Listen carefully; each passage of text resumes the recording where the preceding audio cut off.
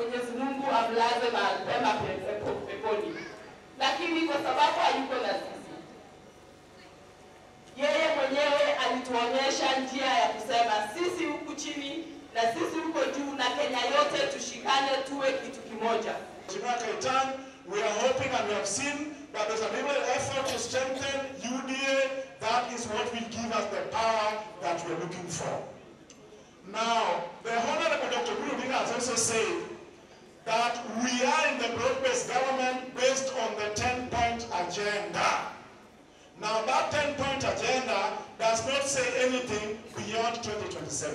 Wakati tunahesabu marafiki zetu, hatuwezi kosa kuhesabu President Ruto. We can have our issues, but we cannot fail to recognize President Ruto as our true friend. As our true friend. And therefore, hii confusion ambayo watu wengine wanataka kuleta hapa lazima tuimalize. This confusion that a few of us want to bring here, we must deal with it early enough. Yes, and I will lead on that front.